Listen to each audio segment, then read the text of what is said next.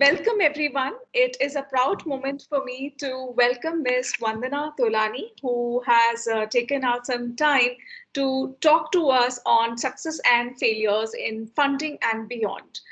Just to give you a brief background of Ms. Vandana, she's a very versatile and a dynamic professional with over 20 years of rich experience in international and domestic business advisory and fundraising.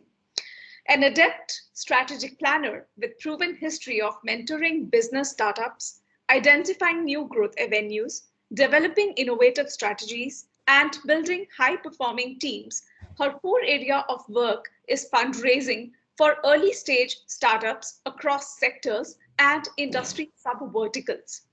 A diversified set of experiences has enabled Ms. Vandana to develop an eagle's eye for spotting opportunities in industries that are set for long term growth in the Indian economic context. She is also passionate about helping business reach the right people and fulfill their business requirements. On that note, I warmly welcome you, ma'am, to join us along with the participants over here who have been waiting eagerly for this session.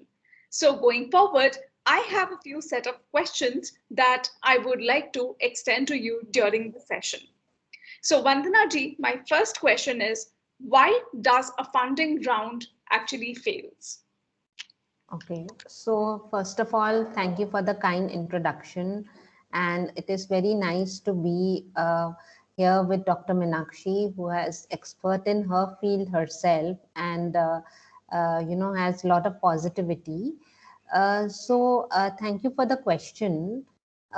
Funding rounds fail because of various factors.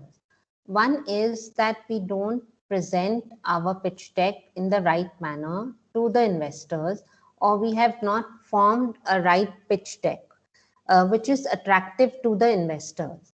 It's like, say, for instance, why does Dairy Milk chocolate sell so much? Because the way they market it, the way they position it, the way they wrap it, the way it tastes, all that and the ads that they create around it makes it more sellable. Similarly, when we are presenting our pitch deck to the investors, we are literally selling our company to them. So if the basics are not right, like not having, our pitch deck done by a professional, not having a video pitch, not having so many important pointers in the pitch deck which are necessary, which the investors is looking for. That is one reason when a funding round fails. The second reason is that, once the founder receives a term sheet, and they have to submit their documents for due diligence to the fund. At many times they are told that they've been given the list of documents, they've been told that it has to be done this way, but they still happen to do things in their own way, for the reason which their DD fails. And when their DD fails, the funds usually back out from investing in there. So I think this is the reason they need to fix their DD documents way before time. Listen to the investors, listen to the investment bankers who are guiding them, and then take a call. Also, many a times they don't have a proper team in their company which is complementing each other.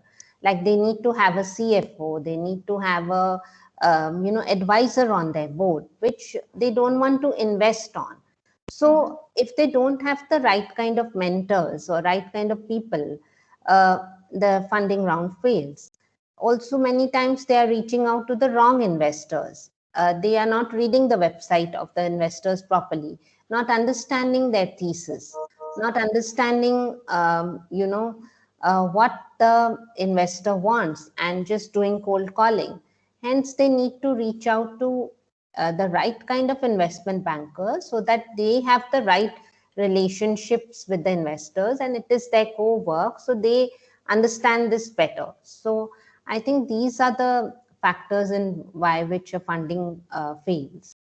Very well articulated, Ms. Vandana. And while we read a lot of business news, we definitely see how many unknown startups or very early startups have tried approaching the right set of people.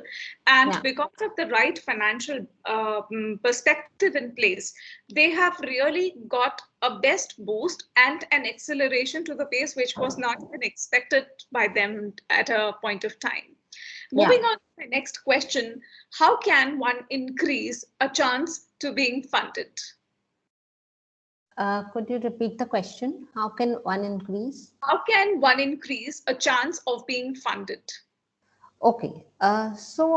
See, definitely when you when if your company is showing revenues, if the founder is able to lead the company in the right manner, where uh, he's showing that revenues are coming, he has the drive. Uh, so that kind of company does get funded. Founder's background needs to be strong, in the sense the education background needs to be good. He needs to have a good team that is complementing. If one is good in operations, one team member good in marketing, one team member good in finance, it has to be a mixture of team members that need to be there in the company. That kind of company usually gets funded easily, and the kind of technology, what kind of technology they are proposing, what is the problem that they are solving. I mean, are they able to solve any problem in the right manner? These kind of companies are really liked by the investors. Not only this, the way they present themselves. Like I mentioned earlier, the right kind of pitch deck, the right kind of video deck, because investors don't like to spend more than 90 seconds on a deck. Are you making your pitch deck too texty? Are you making it numeric? What is it that is makes you stand out? So all these factors really, really help you to get to the right investors. The last factor is that if you have good relationships with any investor, you can close the deal over a dinner meet or a breakfast meet or a lunch meet. That's really simple. But then these factors still need to be considered in order to get your funding done, or in order to get the investor interested. And not only this, you have to show that revenues are coming in. I mean, if you are just showing that you are using the investors' money to burn it, it doesn't really work that way. So it is their hard-earned money which they are putting in your company as well. It's like when we give a child 1,000 rupees. Eventually, as parents, we tend to ask, what did you do with it? So and they are putting a lot of money, say a $1 million or a $500,000, which they have earned, and they were investing in your company because they see some multiplying their money, and they are getting good exits. So hence, I think these all factors usually are really, really important and should be considered. It will really help the founders. So, Also, staying humble and grounded. Being humble doesn't mean submissive. Many people misunderstand humble as in being submissive. Humble means that, being centered, being firm, being grounded after even achieving everything, and having that calmness in you to be able to handle any kind of pressure. Typically, if you don't see a humble founder, they don't tend to get their um, what do you call investments easily. Also, quoting any amount of valuation which doesn't make sense. That also, like I've always told all the founders, get your valuation done at the back end by an expert. Keep it ready. Don't box yourself in by telling that to the investors that, this is my valuation. Let have a proper discussion with the investor, let him throw figures, then you start negotiating and making reasoning it out.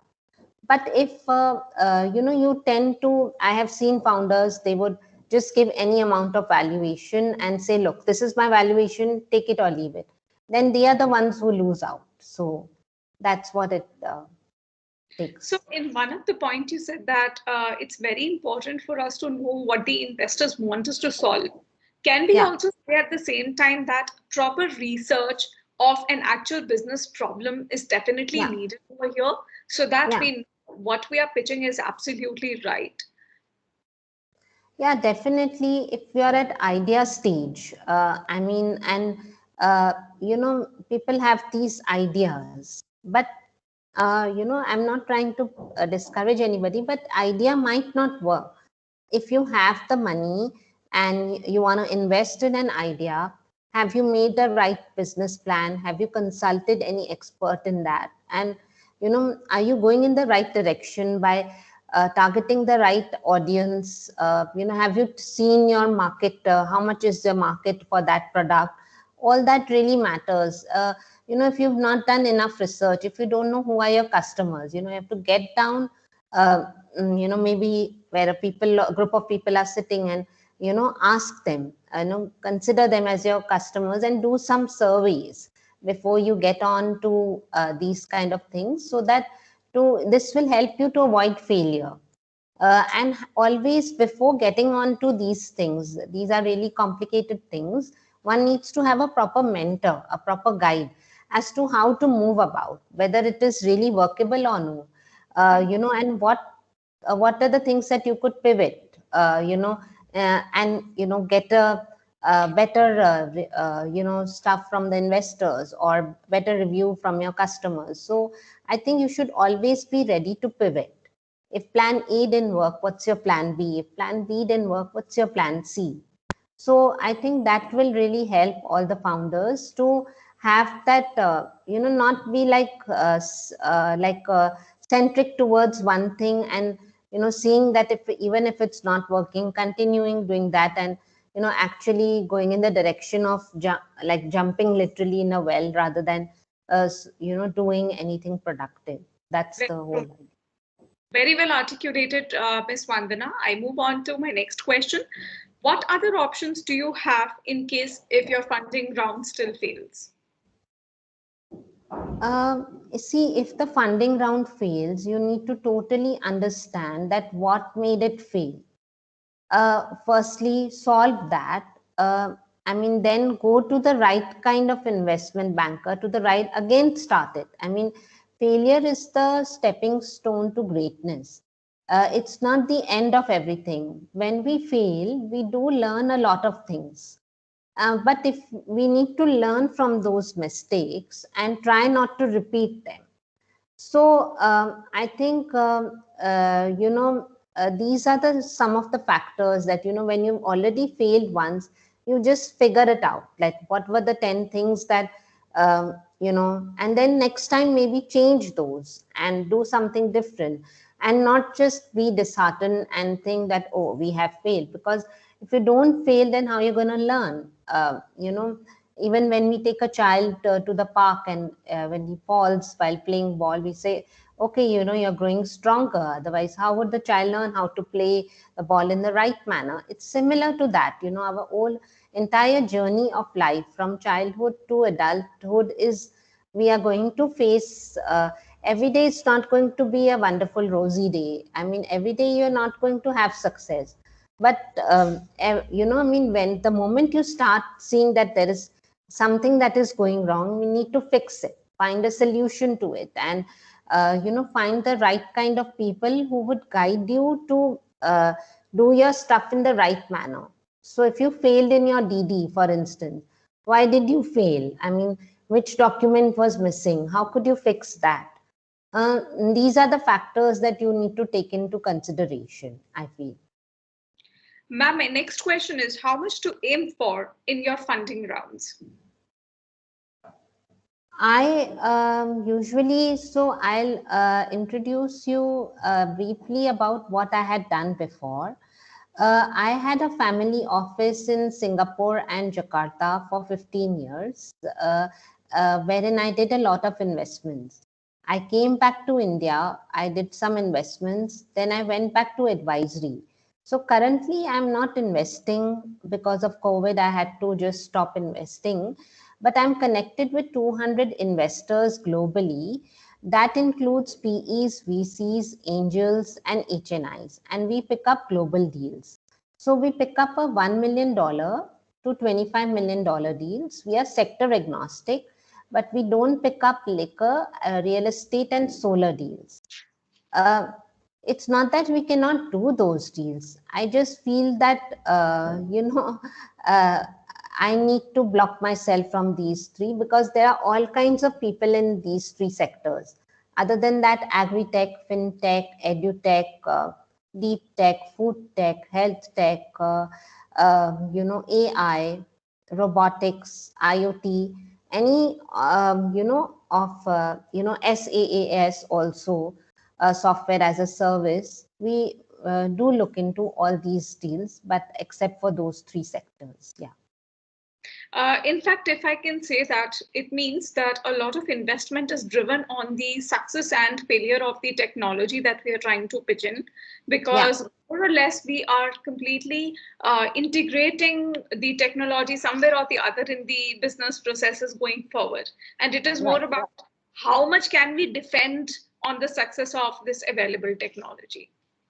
Yes, if you look at it, when demonetization happened in India, we became handicapped because we thought that we don't know how to use Paytm, and how would we do this? And I mean, how is one going to have money through Paytm or Google Pay or Phone Pay?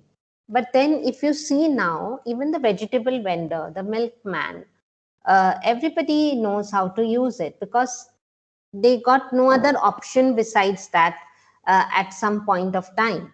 Similarly, when COVID came in, many people didn't know anything about Zoom. They were skeptical, what is this Zoom that you guys use? And they didn't want to use. Teachers, students, name it, everybody started using Zoom. And all the meetings were happening on Zoom and AirMeet and all these Microsoft Teams and other platforms. Now, if you ask anybody, everybody knows how to use these platforms. But initially, now there is a new one that has come up, StreamYard. So, initially people were skeptical. So I think we need to be positive and, progressive and keep switching. And okay, we need to do this. How do we get into there? Not have that attitude that, oh, we can't do this. Okay, now this has happened. It is there. Now what's the next step? Now what's the next step? So naturally, you have to, like now I go cashless everywhere. I'm using so many platforms. In fact, during lockdown, I have closed the maximum number of deals, which I couldn't otherwise because I was always running for meetings. So Zoom and AirMeet and all these Microsoft Teams are really a blessing to us. So in fact, this is the time to make best use of your LinkedIn, Facebook, WhatsApp. I even tell founders that, it's very important to have a WhatsApp story, a Facebook story, a LinkedIn story. Use your LinkedIn correctly, connect to the people, because this is the time you can actually close things online and you don't have to really move around, and people will entertain you because everything is online now. And instead of having, I'm sure people love the personal thing also when they have birthdays and all, but I'm saying if you have a business, you could put a story about your business on WhatsApp. So if you have 6,000 connects, somebody is looking at that. So it's giving you the presence. All these things are important. I mean, these are small marketing tips that could help you. And to use the right kind of technology, always have a CTO in your company. If you don't have a proper CTO, who you can manage your technology, then another thing is complemented there. So like I said, there has to be a CTO, a CFO, an advisor, somebody who can handle operations. These are really important team members that will complement your journey. Very true. And in fact, I also will add on to something that you said. We need to be very creative and innovative at the same time, because we just can't clone something which is available in the market, give it a new brand name, just add a few things to it and say, hey, we've launched something good for you. So I think people do look at how easy, how useful, And how much privacy can you maintain while you are rolling out any such technology? I think that's one thing that I have heard from many of my students who are into innovating some sort of technological based apps for business. Coming on to my next question, ma'am, what happens after your funding round succeeds? So once your funding round succeeds, you get the money in your account, and whatever you need to use the money for, you already have that. It's just that you need to take advice of your investor before you make decisions on the money matters. And you could put it in your marketing, you could put it in your team, getting a good team. You could do a lot of good things with it, because any good investor, especially Indian investors, are really good. They come with a marketing team, they come with a technology team, they come with their network, and they are there to help. They are not monsters like they are presented. It's just that they have their own ways of doing things. So I think that's a success in itself when you get yourself funded, and when you are able to multiply that money, and you're able to run the show in such a manner that you could get more investments, and you could become from a small company to say a 500 crore company or a 1,000 crore company. And I think that would really do wonders, but you'll have to really strive for that, and make sure that so once the investor invests in your team, I mean in your company, they become a part of you. So you have to involve them in the decisions and know that, okay, this is how it's going to be. And I think they are quite supportive that way. In fact, I have many investor friends that give me a lot of referrals myself after seeing my work. So I think they are quite and if you have any investment banker who is in the entire deal, uh, don't ever try to cut them out. This mistake many founders make. The investors don't like that as well. So in our thing, when they see this happening, they usually dislike it. So just be transparent with your dealings and everything. And I think if your mind is centered and you're in the right direction, I mean, success is always coming. It might come slowly for some, but then it might come faster for the others. But then everybody is getting their own, based on their capabilities, based on their limitations, or based on what they are getting. Very true, ma'am. My next question to you is, what do investors should be looking for in great CEOs for a long-term investment? So, investors do look at humble CEOs. When I say humble, means grounded CEOs. They look for a good background of the CEO, whether they have a complementary team, one in the marketing, one in the IT, one in the operations, and try not to pick up team members from your family. Get experts from outside. That way you will be able to understand people dealing also. That's an important part. And what the drive of the CEO is, whether he's able to has the drive to move his company further, and whether he's how passionate he is, and what is the kind of revenue he's bringing, and what he's giving to the investors. Of course, CEOs look at that. I know very good CEOs with strong backgrounds and with very humble, and they really know how to treat people well. So I think they have really done wonders in field of technology, in the field of getting investments and running their show. So, and it's very important for the CEO to delegate tasks, to their team properly, and let them have the uh, um you know let them have that decision making feel as well, and be open to that is very important. And if you have women founders, women CFOs, women CTOs in your team, of course that works well also, because how diversified your company is also what the investor is looking at. Have you included diversification in your company in terms of gender, ethnicity, culture, etc. That was indeed enlightening, ma'am. My last question to you for the talk before I open it up for questions from the audience is, what are some of the tips to be successful entrepreneur and pitfalls that one must avoid? So, I would recommend each and everybody over here, firstly, come out of your fears. Strike out the fear whenever it comes, whether it's in your personal life or it's your professional life. Just come out of your fears. That's the first step. Be risk takers. One is that. Second is that also read this book, Power of the Subconscious Mind. It will really help you keep positive. Read that, and then you'll understand that how positivity can help you run your show better. So, these small things I would really recommend. It really helps you stay grounded always. Uh, have the patience, have perseverance. Stop comparing yourself with anybody. Focus on your goals. Focus on what you want to achieve. Be firm on your thoughts.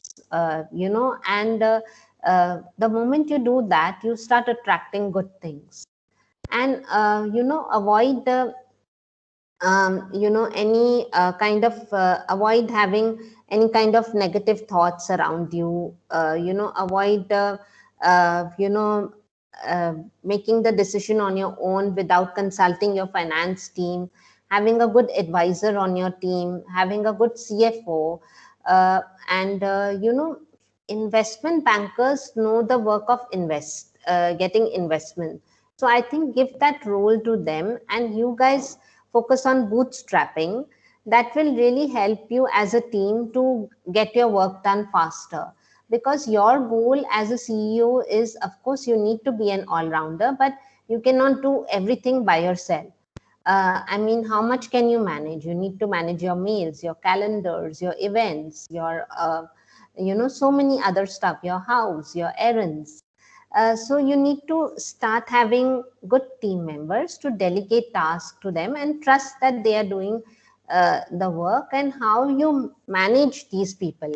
Even at homes, don't we manage our maids, our servants? And that's when our management skills comes up. So it's the same way we need to manage our team, give them the respect, give them the decision makings authority, so that these kind of failures will not happen.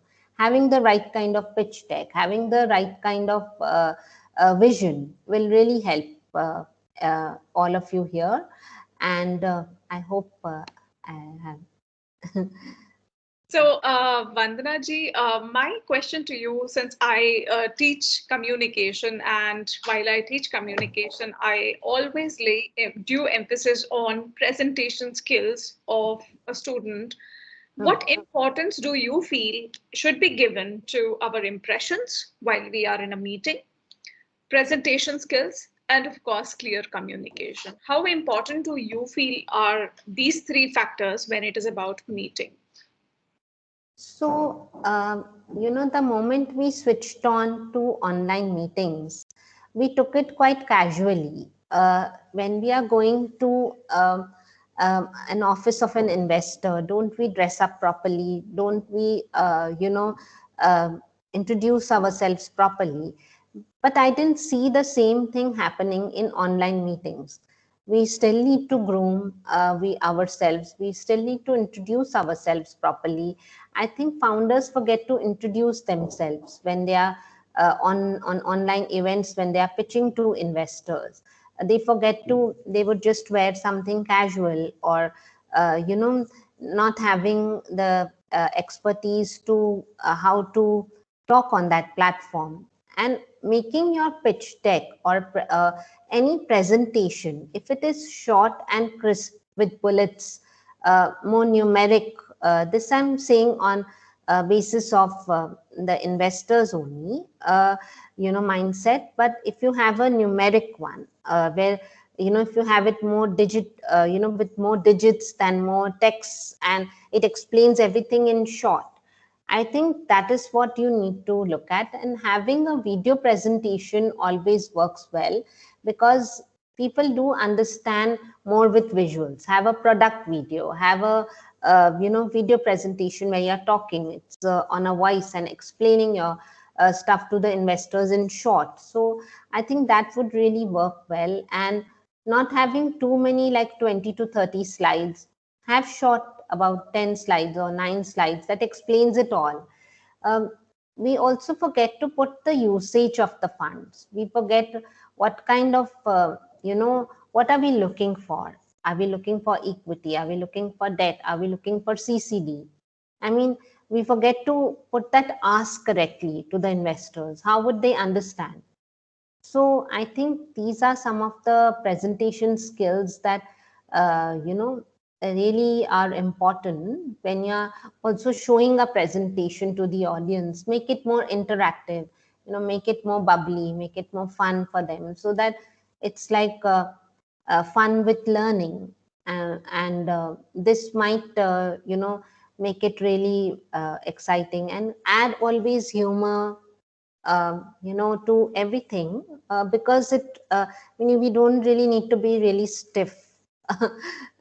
We can always make it a light but presentable, this thing. Also, having the gentleness, the calmness when we are explaining, the kind of words that we use. I think these need to be. I had this health tech company that was presenting when I was a judge, and uh, the founders started talking about the sugar issues that they had, and so I think that's really not important. You really don't need to speak about that. Just speak about what you did about that.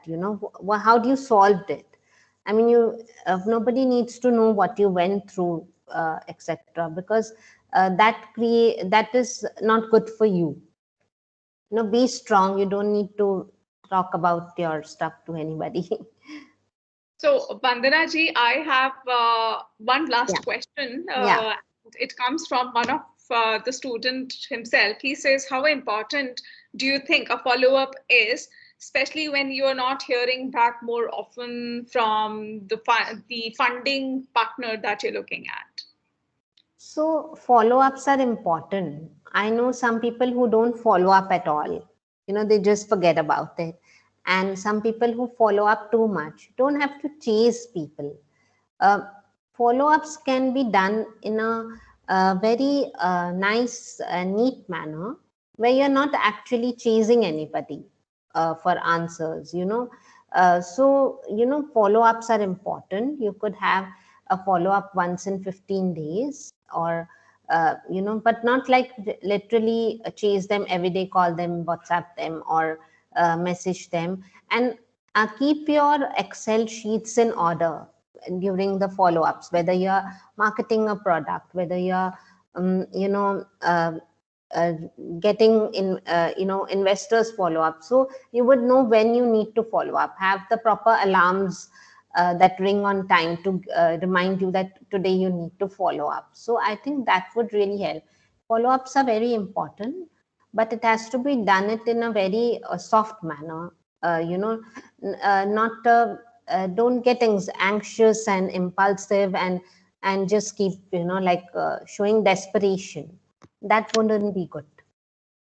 So, in a nutshell, we can say that putting a plan which shows feasibility, has innovative mindset behind that, and is something which can resolve an immediate problem which a person has, will also summarize the kind of success that we are looking at.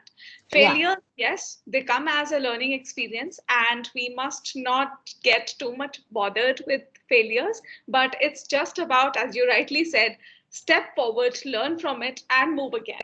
So Well, that needs a lot of confidence and courage. And we certainly look forward to having mentors like you in the industry who can shed light on real time experiences like the one you have had done for us today. On that note, Ms. Vandanaji, I would like to take pleasure in thanking you, extending you gratitude on behalf of the Office of Career Services at Jindal Global Business School, OP Jindal Global University. It has been indeed a pleasure for us for having this live interaction with you. And Startup JGU is one such department which definitely would look forward to having you as a mentor. I would take privilege to invite you to the campus. It would be a pleasure to host you over here once things are fine post pandemic. And we look forward to even more fruitful conversations with you. Thank you very much, Ms. Vandanaji. Thank you so much for your valuable time. Thank you so much for having me here and for such wonderful words. And would love to come here again and again, and hope I could help some of you to solve a lot of problems. If there are any questions, we could take them now, or whatever you feel comfortable with. Vandanaji, we have one question, one participant who has raised the hand. May I just request the participant to please unmute? Go ahead with your question. Yes, first of all, good evening, ma'am, and thank you for this, enlightening session. My question is entirely based on a context. Like, if as a person, if we are not looking if as an entrepreneur, if you're not going for an agency for funding, or if you're not going for some assisting organization like that, and if we have a person in our hand, and we are on a meeting, and he's on the verge of saying yes or no, but still we have managed to get a second meeting on that, even after giving all we have, even after presenting it in the best way we know.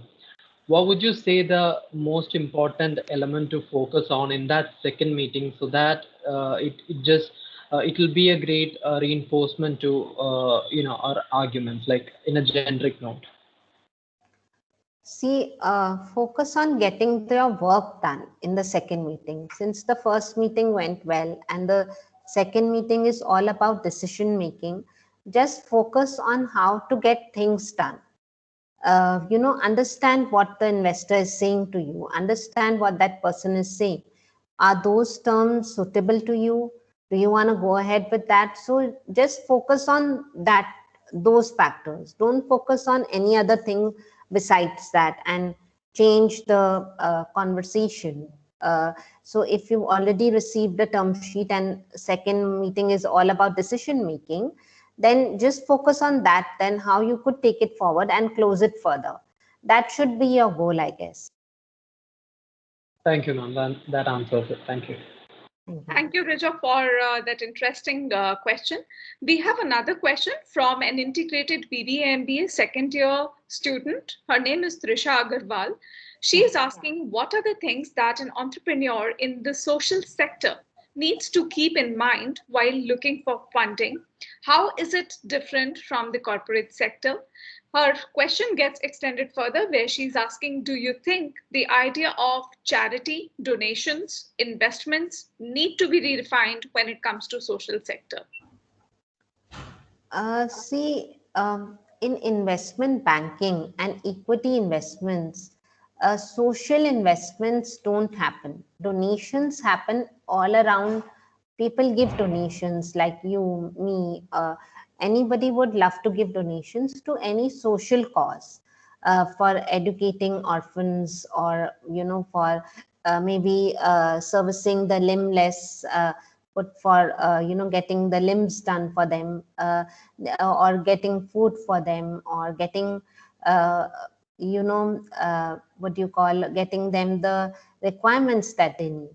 So when you start, so if you want to give back to society, you already have sorted all the issues around you, and you want to give back to the society by doing social service.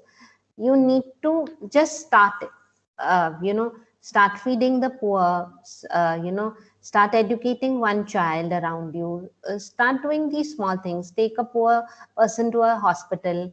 get a limb done for a limbless. So these small acts, automatically when you do these small acts, you would get recognized and you would start getting donations. You really don't have to start big when you start social service. We all do social service in our own way. You could even go and give chocolates to the poor children who are standing near the temple, or buy them slippers, or give them coloring books, so that they could just sit there and color instead if they are not going to school. So these are simple things that you could do. I mean, if you investments, are for businesses, with investors. So when our talk was about getting investors for businesses, that is a totally pure business. That is not a social cause. I'm doing business, the investors doing business, the founder is doing business, and through business we want to make good earnings. And when we have ample, or we want to do something really big, like support a or orphanage, support a school, and then we could do. UNICEF is doing, many other organizations are doing, and automatically you get recognized eventually. And people make videos, etc., and post it, and then they start automatically helping. Then you would not need these investors to put in money for a social cause, and they generally don't do that as well unless you have a personal connect. But if you want investments for a social cause, just do these small acts.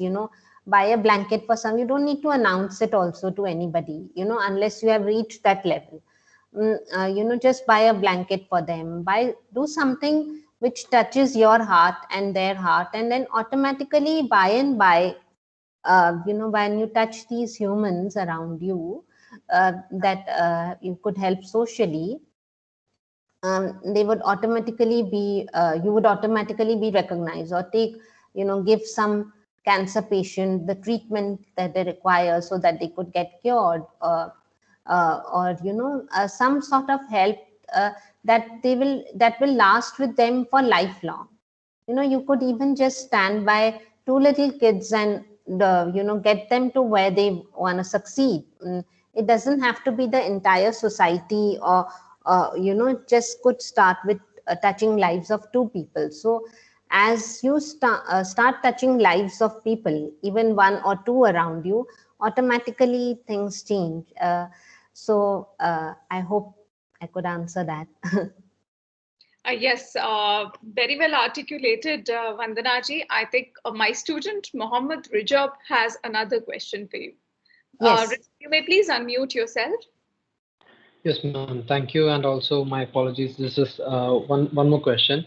Like, I was just curious about, are there any specific matters which we need to keep in mind, especially when we go on a global scale that is different than on a regional or national level, especially in our country? Yeah, when you go global, study all about what is happening globally in the startup that you have created. How is it doing well in other countries? You need to have that, read a lot of, so I read a lot of Forbes and Business World articles and Economic Times.